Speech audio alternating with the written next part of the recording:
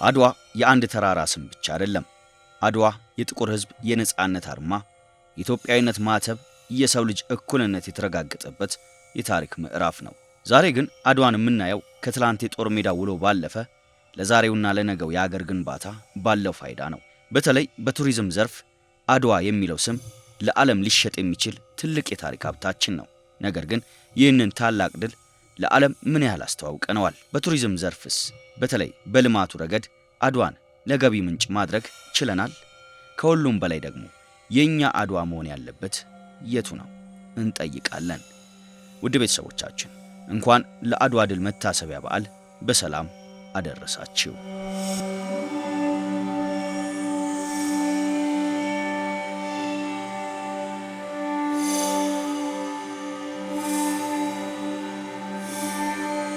አድዋ ድል በዓል ከኢትዮጵያኖች አልፎ በዓለም ደረጃ የጥቁር ሕዝቦች ነጻነት የታወጀበት ፈርቀዳጅ የሆነ ኢቭን የፓን አፍሪካኒዝምን ለማቀንቀን ሁሉ የሚያመች ትልቅ የድል ብስራት ነው። ከጦርነቶች ሁሉ ትልቁ ጦርነት አድዋ ነው። በአድዋ ጦርነት ነው ብዙ ነጻነታችን ያገኘ ነው።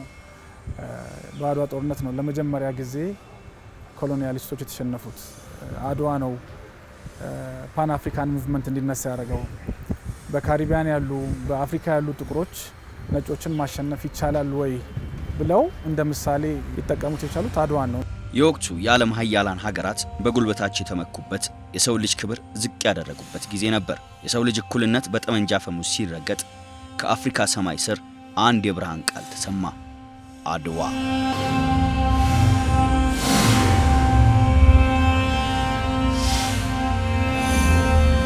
ይህ ድል የአህጉር ኩራት፣ የጥቁሮች የነጻነት ፋና ሆኖ መላውን ዓለም ቀሰቀሰ። ነገር ግን ይህንን ታላቅ የክብር አክሊል ለዓለም ገበያ አቅርበን እንደ ታላቅ የቱሪዝም ድልድይ ልንጠቀምበት ለምን ተሳነን? እንደው ምን ምንድነው አድዋን ምለው ያልተነካ የወርቅ ማዕድን ነው ተብሎ መወሰድ ይችላል። አድዋ በቱሪዝሙ ማለት ነው። ነብይ በሀገሩ አይከበርም የሚባል አባባልም አለ። ሌሎች ሀገሮችን ስናይ ትንንሽ የተደረጉ ድሎች፣ ትንንሽ ላንድ ማርኮችን አግዝፈው በዓለም ላይ በማስተዋወቅ እንደ ላንድ ማርክ እንደ መጠሪያቸው ያደርጋል።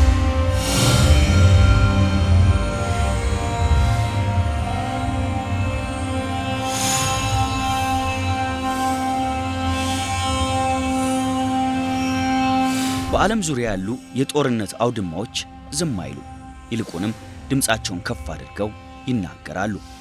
እነዚህ የጦር ሜዳዎች አሁን ላይ ዘመናዊ ሙዚየሞች ሆነዋል። አንድ ጎብኚ በዲጂታል ካርታዎች፣ በድምፅ ትረካዎችና በጥንቃቄ በተቀመጡ ምልክቶች አማካኝነት የነበረውን የጊዜውን የወቅቱን ጦርነት በአይነ ህሊናው እንዲስለው ተደርጓል። ቱሪስቱ የታሪኩ አካል ሆኖ እንዲመለስ ይደረጋል። ወደኛ ሀገር ስንመጣ ግን ትረካው የተለየ መልክ ይዛል። እንደ አድዋ፣ መቅደላ ወይንም ሌሎች የጦርነት ስፍራዎች በተፈጥሮ ግርማ ሞገሳቸውና በታሪካዊ ጥልቀታቸው ወደር የላቸው። ይሁን እንጂ እነዚህም ቦታዎች ለጎብኚዎች ምቹ በማድረግ ረገድ ገና ጀማሪዎች ነን።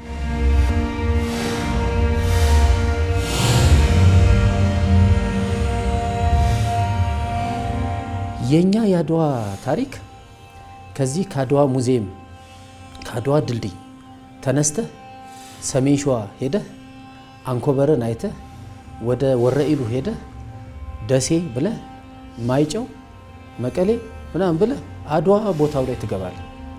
ምንም አርቲፊሻል ሳይሆን እውነታ ያለው ውጫሌ የውጫሌ ውል መጀመሪያ እንትኑ ያለችበት ይስማ ንጉስ ላይ እሱን እንደ አንድ ሩት አድርገህ ወደ ሰሜን ታልፋለህ። ከደሴ መሃል ላይ ስላለ ማለት ነው።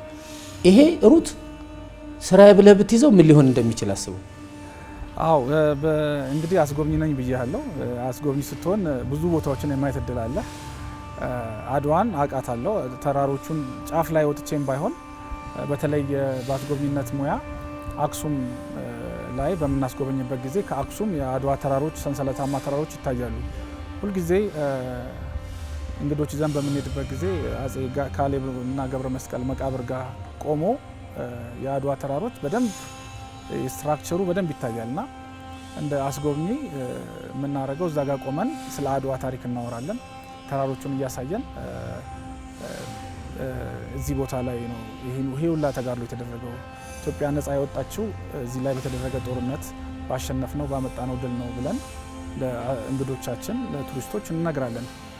ግን ከዛ የበዘለለ ቦታው ላይ ሄደን ደግሞ እዛ ላይ ቆመን ይሄንን ድል ለእንግዶቻችን ለቱሪስቶች ብናስጎበኝ ምን ያህል ጥሩ በነበረ። ቦታው ላይ ሆነን ነው ስለ ድሉ ማውራት ያለብን። ስለ ከሩቅ ላይ ሆኜ ተራራውን እያሳየው ሳይሆን እዛው ላይ ቆሜ እዚህ ጋር የኛ አባቶች ፓትሪዮቶች ተጋድለው ድል ያመጡበት ቦታ ነው። እዚህ ጋር ነው ተዋግተው ውጤት ያመጡት፣ ጣሊያኖችን ያሸነፉት፣ ነጮችን ኮሎኒያሊስቶችን ያሸነፉት ብለን ማድረግ መቻል አለብን። ቱርክ አካባቢ ሂስቶሪካል ሩት ብለው አንድ ጊዜ ያስጎብኝተው ነበር። በአንድ ፕሮፌሰር የተዘጋጀ ሩት ነው ይሄ። ትሮይ ፈረስ ምናምን እንትን ያለበት አካባቢ የሆነ ይወስድሃል። መጨረሻ ላይ ወስዶ አርቲፊሻል የተሰሩ ነገሮች ያሳያል። የሆነ የጦርነት ታሪክ ይሆናል፣ የወራሪ ነገር ይኖራል። ናሬሽን ይሰራሉ። የሆነን ታሪክ የመፍጠር እንትን ይኖራቸዋል። ስለዚህ ቱሪስቱ እዛ ቦታ ላይ ይሄዳል። እኛም በጣም እየተገረምን በየቦታው ሲወስዱ ይሄ እንዲህ ነው ይሄ እንዲህ ነው ሲሉን አይተናል። አሜሪካም አላቸው፣ ፈረንሳይም አላቸው። እነሱ በስነ ስርዓት አልምተውት በስነ እንትን ሙዚየም ሰርተውለት አስጎብኛ ስልጥ ነው የሚጠቀሙበት። እንደ ፓኬጅ ነው የሚወሰደው። የትኛውም አካባቢ ላይ ብትሄድ የጦር ሰፈር ምናምን ብለህ አይደለም የምታልፈው። በልዩ ሁኔታ በደንብ ተደራጅቶ ነው የሚጠበቀው። እኛ አድዋን የሚያክል ከኛ አሁን ያው ማመስገን ጥሩ ስለሆነ አሁን የተሰጠው ክብር አፍሪካ ህብረት ላይ ባለፈውም አይታችኋል። እንግዲህ ለመጀመሪያ ጊዜ ከሀገር ወጥቶ በአፍሪካ ሀገር የአድዋ ድል ሊከበር እንዲህ ያደረገ በየአፍሪካ እንትን በአፍሪካ ሀገሮች ላይ መከበር ከተጀመረ ኦሪጂኑ ኢትዮጵያ ውስጥ ነው። ይሄ አድዋ ማን ነው ወደሚል ጥሪ ነው ባይዘው የሚጥል አድዋ ድልን ለማክበር ሲባል ምንድነው የሚለው ነገር የሚነሳው ጥያቄ እንዲፈጠር የሚደረገው ስታንቀሳቅሰው።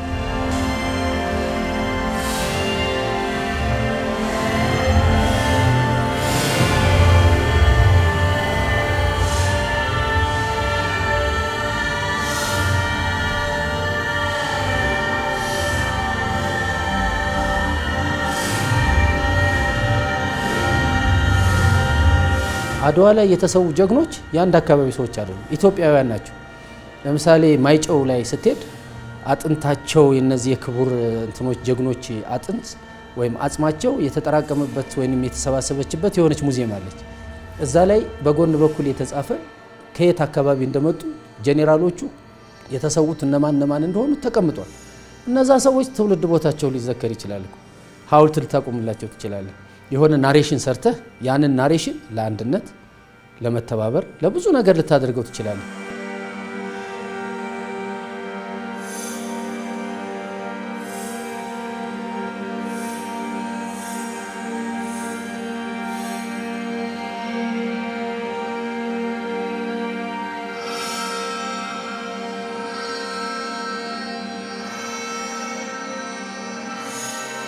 ታሪክ አጥንት ከሆነ ጥበብ ስጋና ደም ናት።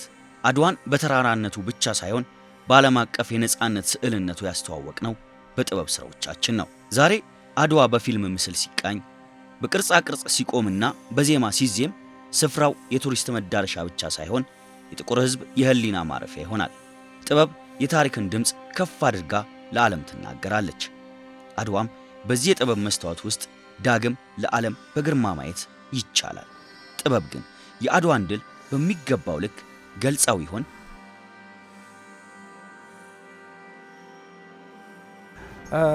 የተወሰኑ የጥበብ ስራዎች ተሰርተዋል። ያው ብዙዎቻችን እንደምናውቀው አድዋ ሲደርስ በሬዲዮም በቴሌቪዥንም የምንሰማቸው የተወሰኑ ጥቂት የሆኑ የጥበብ ስራዎች አሉ። የአድዋን ስዕል እኮ ያሳዩን አርቲስቶች ናቸው። ያ ሲመታ ሲማርክ አይደለም ሲንከባከብ በፈረስ እንደዛ የሆነ ጦር እንትን ውስጥ ጀግንነቱ ሲገለጥ የምግብ አቅርቦቱ ሎጂስቲክሱ ምናምን የሳለልን እኮ ጥበብ ነው። ያ ጥበብ ግን ለኢትዮጵያኖች ስሎልናል። በቃ እነዚህ አባቶች የከፈሉትን ነገር በምናባችን አይተነዋል። ግን ደግሞ ለውጭ በሚሆን መንገድ ልክ አሁን እንደ ሆሊውድ እንደሚሰራው አይነት ቢያንስ በፈረንሳይኛ በእንግሊዝኛ የሚሰሩ የጥበብ ስራዎች መኖር አለባቸው። በዓለም ላይ ትልቅ ድል የመጣበት ቦታ በቂ ነው ብዬ አላስብም። አንዳንድ በፊልምም በጥበብም በቲያትርም የሚሰሩ ስራዎች አሉ። ግን ይህንን በደንብ አግዝፈን ዓለም አቀፍ ማድረግ አለብን። ተች ልታደርጋቸው ከሆነ በድራማም በለው በፉከራም በለው በፊልምም በለው በተለያየ መንገድ የቨርቹዋል ሪያሊቲም ጭምር ለማዘጋጀት ቅድመ ዝግጅት መኖር መቻል አለበት። ዲጂታል ዓለሙን መጠቀም መቻል አለበት። ስለዚህ አሁን ቨርቹዋል ሪያሊቲ አድዋ ጦር ሜዳው ላይ እዛው ላይ ቆሞ በቨርቹዋል ሪያሊቲ ጦርነቱን ሁኔታ ማየት መቻል አለበት፣ መስማት አለበት በቋንቋ ማለት ነው።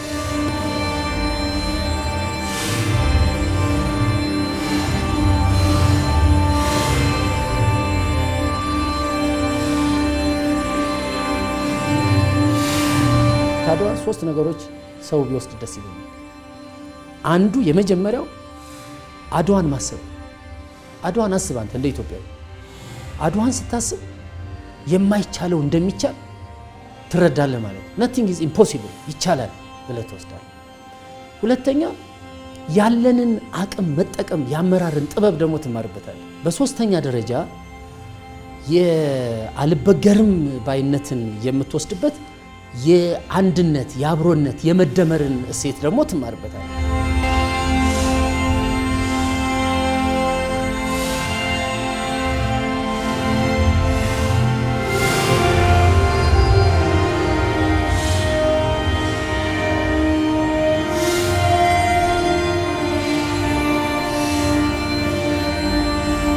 የአድዋ ድል የሰውነት ድል ነበር። ያን የአገሬው ሰው ሰውነቱን ላያሳንስ የመጣውን ከአቅሙ በላይ የሆነውን የማይገዳደረውን ኃይል በጥበብ አሸንፎ ከራሱ አልፎ ለመላው ጥቁር ሕዝብ ብርታት ሆኗል። ሀገር በየዘመኑ የምትፈተንበት ጠላት አላት። ድል ማድረጊያ ጥበቧም እንደ ጊዜው ፈተና ይለያያል። ዛሬ የዚህ ዘመን አድዋ ብንል ምን ማለታችን ነው? ያኔ በጦርነት ወራሪን ድል በማድረግ ኢትዮጵያ በዓለም ቀጥ ብላ እንድትቆም በካርታ ላይ በደንብ ኢትዮጵያ ተብላ እውቅና እንዲሰጣት እንድትቆም አድርጓል። ይሄ የህይወት መስዋዕትነት በእነሱ አልፏል። የኛ ያሁኑ እንደዛ ነው። የኛ ዘመን አድዋ ድህነትን ማሸነፍ የኛ አሁን ትልቁ ችግራችን ወይም ደግሞ እያስቸገረን ያለው ድህነት ነው።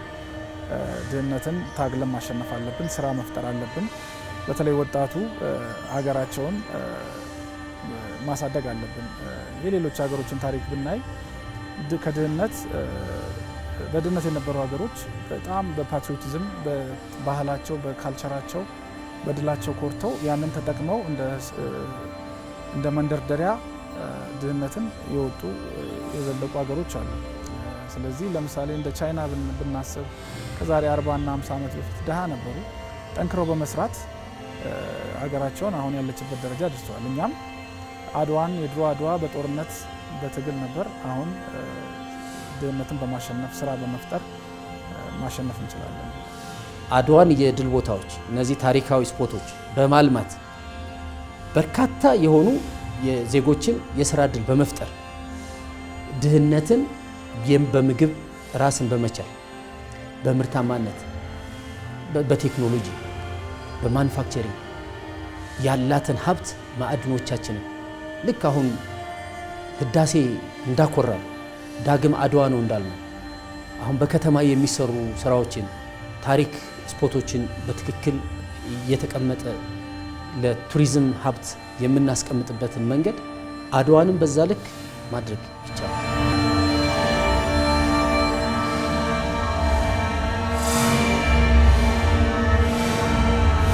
የአፍሪካ ኩራት በሆነችው የኢትዮጵያ ዋና መዲና አዲስ አበባ የተገነባው የአድዋ ድል መታሰቢያ ሙዚየም የአድዋን ተራሮች በልካቸው ወደ ዓለም አደባባይ አውጥቷቸዋል።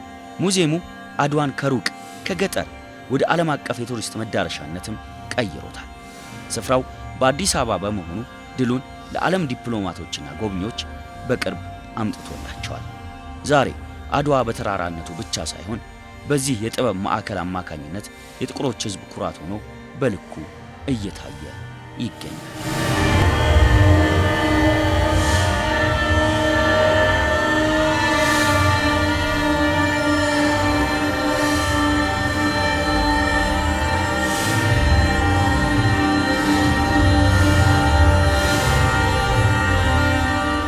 በጣም ለቱሪዝሙ ትልቅ ዋጋ አለው። እንዳልኩ አሁን በብዛት አንዳንድ እንግዶች ጊዜም የሌላቸው አዲስ አበባ ለኮንፈረንስ ለሚቲንግ የሚመጡ እንግዶች አሉ። አድዋ ድረስ ወይም አክሱም ወደዛ አካባቢ ሄደው ማየት የማይችሉ እንግዶችን እዚሁ ላይ የአድዋ ድል ምን እንደሚመስል በሙዚየም መሰራቱ ትልቅ ፋይዳ አለው። ለእኛም እንዳስጎብኚ እንግዶችን ይዘን ለማስጎብኘት ትልቅ እድል ያገኘ ነውና ሙዚየሙ መገንባቱ በጣም ትልቅ ፋይዳ አለው። በዛም ሙዚየም ውስጥ ያሉት ታሪካዊ ቅርሶች ስለ አድዋ የሚናገሩ ናቸውና ያንን ሙዚየም የጎበኘ ሰው በዛን ጊዜ ምን አይነት ጦርነቱ ምን እንደነበረ ብዙ መረጃዎች ስለሚያገኙ ትልቅ ፋይዳ ነው ያለው። አድዋ አንድ ክብር አግኝቷል። ትልቅ ክብር። ታሪካችንን አንድ ቦታ ላይ የምናገኝበት የምናስጎበኝበት የአርባን ቱሪዝም ወይም የከተማን ቱሪዝም አንድ ትልቅ ስዕል ትልቅ ቦታ የሚሰጥ የኢትዮጵያዊነትን የፓን አፍሪካን እንትን እውን ለማድረግ የምታደርገውን ጥረት የሚያሳይ አንድ ትልቅ ስራ ተሰርቷል። አድዋ ከመቼውም ጊዜ በበለጠ ሪኮግናይዝ የተደረገበት ክብር ያገኘበት ስራ ተሰርቷል። ይሄ ማለት 100% ደግሞ ተጠናቆ አድዋ አብቅቷል ማለት አይደለም። ቅድም እንዳልነው አድዋ ሙሉ የሚሆነው አድዋ ከዚህ ተነስቶ ሂስቶሪካል ሩቶች መያያዝ አለባቸው። ሂስቶሪካል ሩቶችን ካያያዝን ይሄ የኢትዮጵያ ሕዝቦች የአፍሪካ መዲና ነች።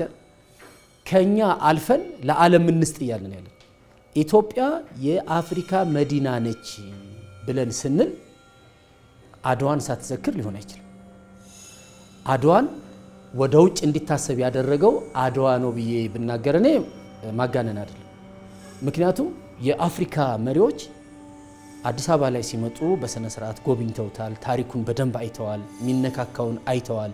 ምን እንደተደረገ ተረድተዋል። አሁን አድዋ ሙዚየም ውስጥ ስትገባ የአድዋ ተራሮች ተቀምጧል አይደል? የአድዋ ተራሮች ተቀምጠው የአድዋ ተራሮችን ማየት የሚፈልጋል። ይሄን ቦታ እዚህ ቦታ ላይ ተዋድቀው እንዲያገኙ ሲባል ያን ቦታ ለምርምር የሚፈልግም ሰው ይመጣል። የውጫሌ ውል ተቀምጣለች። ያቺ ውል እንዴት እንደተፋረሰች እነግራቸዋለን። እዚህ የውጫሌ ውል ይስማ ንጉስን ማየት የሚፈልግ ታሪክ ተመራማሪ ሊመጣ ይችላል። ባይዘወይ ይሄን መዳረሻ እውን የምታደርገው ከጉብኝት ባሻገር የፓን አፍሪካኒዝም የምርምር ተቋም ሁሉም ማቋቋም ያስፈልጋል።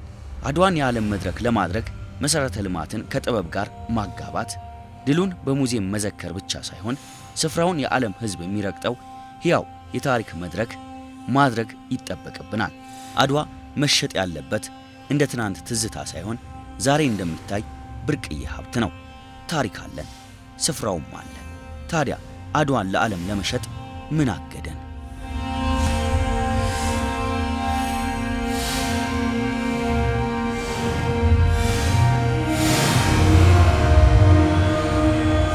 መሰረተ ልማት ያስፈልጋል።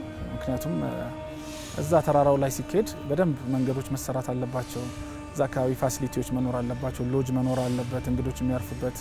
እነዚህ መሰረተ ልማቶች መሟላት አለባቸው ብዬ አስባለሁ። በማስታወቂያም ደረጃ ብዙ እያስተዋወቅ ነው አይደለም። አሁን ሪሰንትሊ የአድዋ ሙዚየም መገንባቱ፣ አንዳንድ ነገሮች እንቅስቃሴዎች መደረጋቸው አድዋን በደንብ ሰው እንዲያውቅ ሆኗል። ግን ይሄ ስቲል ሀገር ውስጥ ነው፣ ዶሜስቲክ ላይ ነው እየሰራን ያለ ነው። ኢንተርናሽናል ትልልቅ ሚዲያዎች ላይ መስራት አለብን። በሶሻል ሚዲያው ለዓለም አቀፉ ተደራሽ ማድረግ አለብን እና ማርኬቲንጉንም በደንብ ማስተዋወቅ ያስፈልገናል። ወረኢሉ ብትሄድ የተሰባሰቡበት አካባቢ ታሪካዊ ቦታ ነው።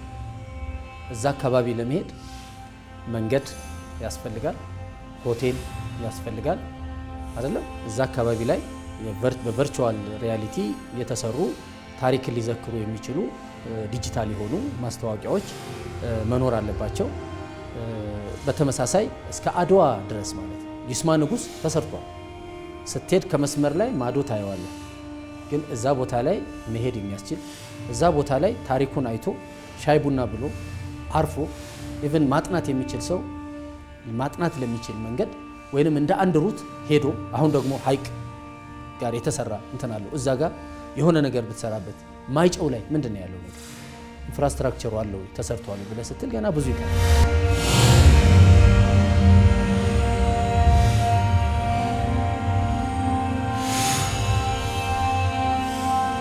አድዋ ተራራ ብቻ አይደለም፣ የአንድነታችን የነጻነታችን ማማ ነው። አድዋን ማልማት ታሪክን ማስተዋወቅ ብቻ አይደለም። አድዋን ማልማትና መጠቀም የኢኮኖሚ የጀርባ አጥንት መፍጠር። እነዚህን ሁሉ ከተረዳን ኢትዮጵያን በአድዋ በማስተዋወቅ በተለይ አሁን መንግስት በሰጠው የቱሪዝም ዘርፍ ልዩ ትኩረት እንደ አንድ የሄሪቴጅ እንትን መጠቀም እንችላለን። ትልቁ የምንለው ድላችን የአድዋ ድል ነው ካሉት ድሎችና ለቱሪዝሙ በደንብ መጠቀም እንችላለን። መንግስት መስራት ያለበትን መስራት አለበት። መንገዶች መሰራት አለባቸው። ኢንፍራስትራክቸሮች መስተካከል አለባቸው። ከዛ በዘለለ ያሉትን ናሬቲቮች ታሪኮቹንም በአንድ ወጥ በሆነ ታሪክ ሁላችንንም የኢትዮጵያን ሕዝብ አንድ በሚያደርግ ትክክለኛ አተራረኩን ተከትለን ታሪኩንም መንገር አለብን።